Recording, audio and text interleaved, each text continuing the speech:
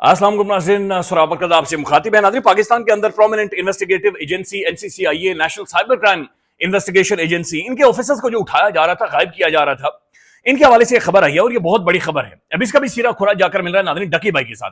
डकी भाई जिसने एक बतख लगाई हुई है अपने प्रोफाइल के ऊपर। डकी भाई जो एक फैमिली व्लॉगर है, लेकिन ये आम लोग नहीं है। इनके पीछे लॉबीज हैं जो कि महसूस हो रहा है। इनके पीछे बड़ी तगड़ी पार्टियां हैं, तगड़ी पार्टीज हैं जो इन्हें बैक कर रही हैं, सपोर्ट कर रही हैं, बल्कि इदारों को नाज़रीन खरीद रही हैं। ये आपके सामने रख देते हैं। लेकिन सबसे पहले नाज़रीन, इमरान अहमद खान न्यादी, ये बंदा आग में कूद पड़ा है। अनबिलीवेबल फैसले इमरान अहमद खान न्यादी कर चुका है। नाज़रीन, कोई जो मर्जी कहे, हमने खान को ये कर दिया, वो कर दिया। इमरान खान पूरे सिस्टम को, स्ट्रक्चर को न्यूट्रलाइज कर चुका है। झाड़ू फेर दिया इमरान खान ने। और ये जो पॉलिटिकल कंट्रोल या पॉलिटिकल निजाम है नाज़रीन, ये अब चल नहीं सकता, ये यहां से आगे नहीं बढ़ेगा।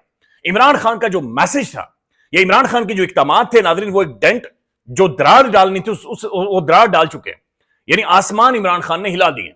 अब जो फैसले हुए हैं, ये मोहम्मद मालिक साहब, पाकिस्तान के prominent most reputed journalist, ARY news के प्रोग्राम में वो कहते हैं, और मोहम्मद मालिक साहब जब वो खुद बता रहे थे तो उनके एक्सप्रेशंस आप देखें, वो कहते हैं मेरे भी हाथ पांव फूल गए। खान ये कह रहे हैं कि पाकिस्तान के अंदर तहरीक इंसाफ की जानिब से जो भी बाई इलेक्शंस लड़े जाएंगे, उनमें 30 से 35 साल का नौजवान कैंडिडेट होगा। यानी PTI की जानिब से अब जो भी नया कैंडिडेट आएगा, नया फेस आएगा, वो 30 से 35 साल का होगा। सोहेल आफरीदी आपके सामने एक मिसाल है। तो खान ये कह रहा है कि अब नया खून आएगा, नए लोग आएंगे, एक नया जवान आपकी पॉलिटिक्स करेगा, सियासत करेगा। वो जो पुराने बाबू का कंट्रोल नाज़रीन, जिन्हें व्हील चेयर्स के अंदर बिठाकर असेंबलीज के अंदर लाया जाता है, विद रिस्पेक्ट, बहुत सारे एहतराम के साथ, लेकिन नाज़रीन हर इंसान की एक लिमिट होती है भाई। 60-65 साल वो उम्र है नाज़रीन, जहां पर पाकिस्तान के अंदर एक एज है कि इसके बाद इंसान मर जाता है, या आपकी एज है कि यहां तक आप जीते हैं, उसके बाद जो उम्र है वो आपकी बोनस एज है। अब बंदा फिट हो, मेंटली फिट हो, साइकोलॉजिकली फिट हो, ये बहुत सारी चीजें देखी जानी चाहिए। लेकिन बेशुमार ऐसे लोग हैं नाज़रीन, वो असेंबली का सेशन पूरा नहीं सुन सकते। उन्हें शुगर है, उनके नसें कमजोर हो चुकी हैं, उन्हें बार बार वॉशरूम जाना पड़ता है, उन्हें बार बार पानी चाहिए, उन्हें ग्लास उठाकर पीने के लिए भी ना ऐसे करते हुए बेचारे, विद रेस्पेक्ट नाज़रीन, लेकिन बड़ी मुश्किल से वो पॉलिटिक्स के अंदर ज़ाहिर उन्हें घुसेड़ा गया है, उन्हें लाया, घसीट कर लाया गया है। खान कह रहे नहीं, 30 से 35 साल का नौजवान आएगा और वो आकर पॉलिटिक्स चलेगा। तो वो जो कहानियां हम सबने सुनी थी कि भुट्टो के दौर में हमने ये किया, हमने जियाउल्लाह के दौर में वो एक दफा शाम थी और हमने वो शाम को ये देख लिया था। बल्कि नाज़रीन, एक दफा मैंने एक बंदे को कॉल की, भाई मैं कॉलम लिखना चाहता हूं, तो आगे से नाज़रीन वो बड़ा हैरान हो गया। उसने कहा भाई तू कॉलम लिखेगा, खुदा का खौफ कर, कॉलम लिखने के लिए 40 से 50 साल चाहिए, कम से कम 800-1000 तुमने किताब पढ़ी होनी चाहिए। वो देखो जामी साहब, शामी साहब, फलाना साहब, तू पहले 30-40 साल खुद को घिसा, और इतना घिसा कि जवानी घिसा, अपना लड़कपन घिसा, पता नहीं क्या क्या घिसा, और उसके बाद आकर जनाब ये सामने। तो ये जो सोशल मीडिया, डिजिटल मीडिया नाज़रीन, उसने एक स्पेस क्रिएट की है कि जहां पर मेरे जैसा नालायक, कि आप जैसे एक ज़हीन लोग भी बात कर सकते हैं, अपना आर्गुमेंट सामने रख सकते हैं। यानी अब हमने अगर फोटो का दौर नहीं जिया हुआ तो ये हमारी गलती नहीं है, लेकिन हम उसे सीख कर आगे बढ़ सकते हैं। आज तारीख आपके सामने है, ये जो कुछ आज हो रहा है, ये एक क्लिक के ऊपर आपके सामने आ जाता है। तो वो जो एक कंट्रोल था नाज़रीन, वो जो एक लाइन थी, वो जो बाबू का कंट्रोल था, इमरान खान ने उसे मुकम्मल तौर पर न्यूट्रलाइज कर दिया। फिर नाज़रीन इमरान खान ने दूसरा पैगाम यह भेजा है कि भाई फौरी जाओ और मुरीद के में जलसा करो। मुरीद के नाज़रीन, जहां पर अभी भी खून की वो जो बू है वो आ रही है, मुरीद के जहां जो सुलग रहा है, मुरीद के नाज़रीन बेशुमार लोग नाम नहीं लेते मुरीद का। मुरीद के जहां पर कत्लेआम हुआ ना, खान कह रहा है कि उसी केओस के अंदर जाओ, केओस के सेंटर में, हार्ट ऑफ केओस के दिल में जाओ और वहां पर जाकर खड़े हो जाओ। खान ने पैगाम भेजा है कि मुरीद के में जाओ और वहां पर जलसा करो। मोहम्मद मालिक साहब के मुताबिक ये सुनते ही जो तहरीक इंसाफ की क़यादत थी, उनके हाथ पांव फूल गए, उनकी यानी कानों में से धुआं निकल आया कि भाई ये बंदा क्या कह रहा है, खैर जलसा तो नहीं हुआ, लेकिन क्लैरिटी इमरान खान दे चुका है कि भाई हमने किधर जाना है, डायरेक्शन क्या है, आइंदा पॉलिटिक्स कैसी होगी, आइंदा सियासत कैसी होगी, और हमने आगे कैसे प्रोसीड करना है। अब मैं मुनीफ फारूक साहब को सुन रहा था शाज़िब खानजादा साहब के शो में, वो ये कह रहे हैं कि भाई महसूस किया जा रहा है कि ये तजुर्बा जो खान ने किया है सोहेल आफरीदी वाला, ये ठीक नहीं है। और खैबर पख्तूनख्वा के अंदर जो सिक्योरिटी की सूरत बनी हुई है, और फिर जिस तरीके से जो भारतीय प्रॉक्सीज है वहां पर ऑपरेट कर रही है अफगानिस्तान से, तो ये हजम नहीं किया जा रहा है, बल्कि बहुत सारी जगहों के ऊपर गुस्सा भी है और शायद पैगामात भी भेजे गए हैं। बल्कि मोहम्मद मालिक साहब ये कहते हैं कि इमरान खान को पैगामात भेजे गए कि हमें मुख्तलिफ जगहों से मैसेजेस आ रहे हैं कि हम बात करना चाहते हैं। तो खान ने कहा रहने दो, कोई बातचीत फिलहाल नहीं करें, जिसने बात करनी है अडयाला जेल की इस काल कोठड़ी में और यहां पर बैठकर बातचीत करेंगे, इस काल कोठड़ी में बैठकर बातचीत करेंगे। तो इमरान खान नाज़रीन अग्रेसिव, मोर अग्रेसिव, और ज्यादा अपनी अग्रेशन को एडवांस करता जा रहा है कि एडवांस लेवल के ऊपर जाकर let's have a confrontation then, ठीक है। अब देखते हैं क्या होता है। अब नाज़रीन जुनैद अकबर साहब अगेन ये मोहम्मद वालिक साहब के शो में आकर ये कहते हैं कि नवंबर में हम इस्लामाबाद में आ रहे हैं, 26 नवंबर, अब सबको याद है ना। वो कह रहे नहीं भाई, हम नवंबर में दोबारा से कैपिटल की तरफ, इस्लामाबाद की तरफ आ रहे हैं। तो नाज़रीन एक दफा फिर मामला प्रोटेस्ट की तरफ, एहतजाज की तरफ जाते हुए नजर आ रहे हैं। मुनीर फारूक साहब ज़ाहिर कह रहे हैं कि गुस्सा है, बहुत सारी जगहों पर परेशानी है, और ज़ाहिर इस चीज को बड़ा अलग तरीके से देखा जा रहा है कि ये तजुर्बा खैबर पख्तूनख्वा में सोहेल आफरीदी साहब की सूरत में नहीं होना चाहिए था। लेकिन नाज़रीन ये बात दुरुस्त है कि वहां पर दहशतगर्दी वाली एक लॉ एंड ऑर्डर की सूरत है। ये बात दुरुस्त है कि हमारे शहीदों के खून बहाया जा रहा है, और ये काबिल कबूल नहीं है। यानी उधेड़ देनी चाहिए, वो बाजू निकाल देना चाहिए जो हमारे शोधा की तरफ या जो हमारे लॉ इन्फोर्समेंट के इदारों की तरफ मुड़कर देखे।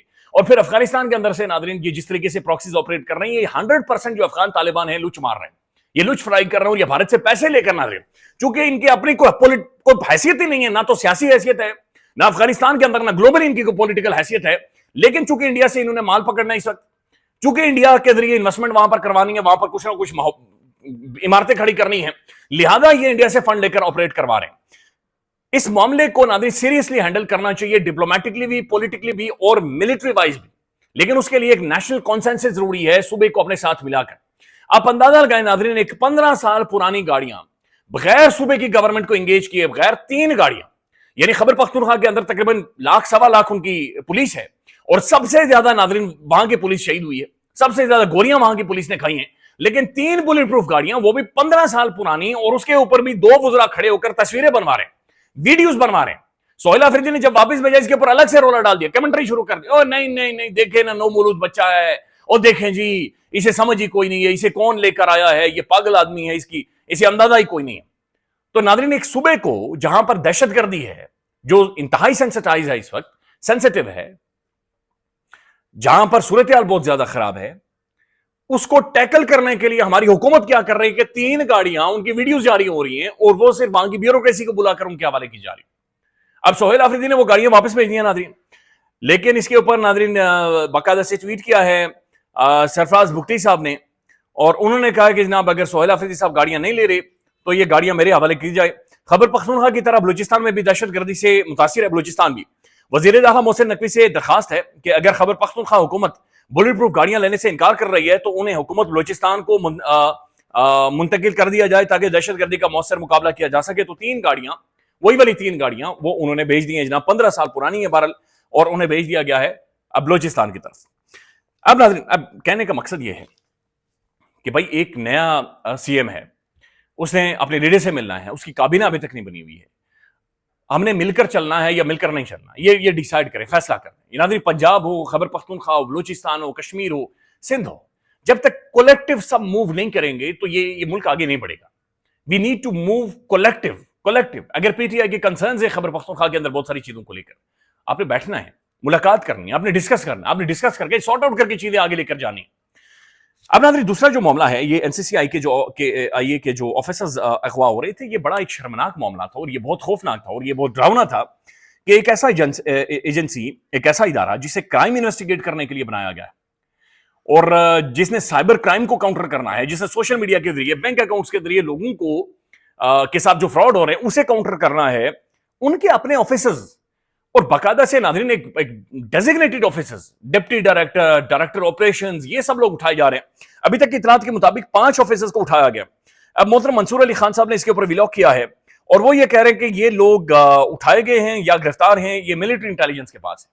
ये पाकिस्तान के अगेन एक हसास तरीन इंटेलिजेंस का इदारा, मिलिट्री इंटेलिजेंस के उनके पास है, और वो ये कह रहे हैं कि जनाब जो डकी भाई के केस में, और डकी भाई के ऊपर नाज़रीन मामला क्या है कि उसने जुआ एप्लीकेशंस को, ये जुए की कंपनीज को, एप्लीकेशंस को प्रमोट किया पाकिस्तान के अंदर कि भाई आप लोग जुआ खेलें और दिनों दिन में आप अमीर हो सकते हैं। यानी पाकिस्तान के अंदर नाज़रीन गुर्बत इस वक्त 50-55% है, गुर्बत की लकीर से लोग नीचे हैं, और सबसे ज्यादा आपकी यूथ बेरोजगार है, नौजवान बेरोजगार है।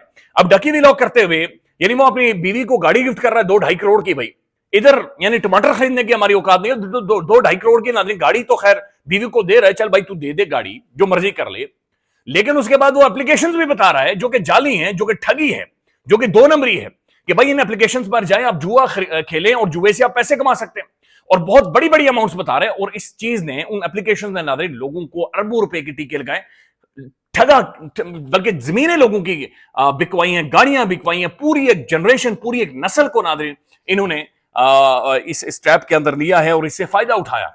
اب ناظرین ڈکی بھائی اس چیز میں کے اندر پکڑا گیا اور اس کے بعد جو این سی سی آئی اے کا انویسٹیگیشن آفیسر تھا جو انویسٹیگیٹ کر رہا تھا اس سارے معاملے کو, اس نے ڈکی بھائی کے وکیل کو کہا کہ بھائی رشوت دو, مال دو, آؤٹ آف دا کورٹ ہم سیٹلمنٹ کر لیتے ہیں. یہ منصور علی خان صاحب کے ولاگ کے مطابق تقریباً 1.5 کروڑ روپے ایک فرنٹ مین کے ذریعے این سی سی آئی اے کے ڈکی بھائی کے کیس میں انویسٹیگیشن آفیسر کو باقاعدہ سے دیے گئے. انبیلیویبل. اندازہ لگائے جو ادارہ جس نے یہ روکنا ہے وہ خود رشوت لے رہا ہے اور ڈکی الگ سے رشوت لے رہا ہے جوا کمپنیوں سے ان کی جعل سازی کو پروموٹ کرنے کے لیے, اور جو ادارہ انویسٹیگیٹ کر رہا ہے وہ ڈکی کو ریلیف دینے کے لیے الگ سے رشوت لے رہا ہے. یہ سسٹم چل رہا ہے پاکستان کے اندر, یہ نظام چل رہا ہے. اس کے بعد ناظرین وہ کہہ رہے ہیں کہ ظاہر ہے ایم آئی اسے فالو کر رہی تھی اور ایم آئی نے جب ساری چیزوں کو دیکھا تو پتا چلا کہ پوری ایک لیڈ ہے جو کہ آ رہی ہے, یعنی فلانا بھی لے رہا ہے, فلانا بھی لے رہا ہے, فلانا بھی لے رہا ہے, فلانا بھی لے رہا ہے. تو ہائی پروفائل کیسز ایسے لوگوں کو گرفتار کر کے اس کے بعد ناظرین ایک نئی پیرالل اکانومی جنریٹ کی جاتی ہے اور یہ کروڑوں روپے رشوت کے مد میں لے رہے تھے. لہذا انویسٹیگیٹ کیا جا رہا ہے اور مبینہ طور پر یہ مان بھی چکے ہیں کہ جی ہم نے پیسے اٹھائے, ہم نے ان سے مال اٹھایا. اب جو ناظرین یہ جوا کمپنیز ہیں یہ معاملہ اتنا سمپل نہیں ہے, یہ صرف ڈکی بھائی خیرہ کو پیسے نہیں دیتی بلکہ ہماری کرکٹ کے اوپر بھی یہ پیسے لگاتی ہیں. پی ایس ایل کے اندر ناظرین بے شمار ایسی جوا کمپنیز ہیں جو کہ شرٹس کھلاڑی پہنتے ہیں, ان کی شرٹوں کے اوپر ان کے لوگوز باقاعدہ سے موجود ہوتے ہیں. محمد رضوان کے بارے میں یہ خبر آ رہی ہے ناظرین, بلکہ خبر کیا آ رہی ہے یہ تو پہلے سے پتا تھا کہ محمد رضوان کے اوپر بہت زیادہ پریشر تھا کہ آپ جوا کمپنیز کے لوگوز کے ساتھ بیٹ اور شرٹس پہنے, اور وہ نہیں پہن رہے تھے. بلکہ ابھی محمد رضوان کو ان کی کیپٹنسی سے ہٹا لیا گیا ہے. اس کے اوپر میں آپ کے سامنے ایک خبر رکھتا ہوں. انصار عباسی صاحب نے ایک سوال پوچھا ہے, وہ کہتے ہیں کہ کہیں ایسا تو نہیں ہے, بلکہ انہوں نے سوال کیا ہے کہ رضوان ہو, انضمام ہو یا کوئی اور ہو, کسی نے غلط کیا تو کارروائی ہونی چاہیے. کیا کوئی کارروائی کی گئی ہے؟ اگر نہیں ہوا تو کیا آدھا جھوٹ اور آدھا سچ پھیلایا جا رہا ہے, یا انضمام یا رضوان پی سی بی سے طاقتور ہیں؟ اس کا جواب پی سی بی کو دینا چاہیے. یہاں سوال یہ بھی ہے کہ رضوان اور بابر کے ساتھ زیادتی تو نہیں ہو رہی؟ کہیں ایسا تو نہیں ہے کہ رضوان اور بابر کو کرکٹ میں جوئے کی کمپنیوں کی مخالفت کی وجہ سے نشانہ بنایا جا رہا ہے؟ ویسے جیو سمیت ہمارے ٹی وی چینل جوئے کی کمپنیوں کے خلاف کیوں آواز نہیں اٹھاتے, اور کیوں جوئے کی کمپنیوں کی تشہیر کرنے والے سابق کرکٹرز کو ایکسپوز نہیں کیا جا رہا؟ اور آپ کی جو پی ایس ایل ناظرین چلتی ہے ان کے اندر جو بہت بڑا سپانسر ہوتا ہے وہ جوئے کی اپلیکیشنز ہوتی ہیں, وہ جوئے کی کمپنیز ہی ہوتی ہیں. اور محمد رضوان کے حوالے سے اور بابر کے حوالے سے جو مضبوط ترین لابی ایکٹیو ہوئی تھی وہ انہی جوا کمپنیز کی تھی جو ایکٹیو ہوئی تھی. یہ جوا کمپنیز ناظرین کون پاکستان کے اندر لایا ہے, یا کون انہیں آپریٹ کر رہا ہے, یا کون انہیں بیک کر رہا ہے, یہ ایک سوال ہے جو آپ کے سامنے موجود ہے. خیال رکھیے گا. اللہ حافظ.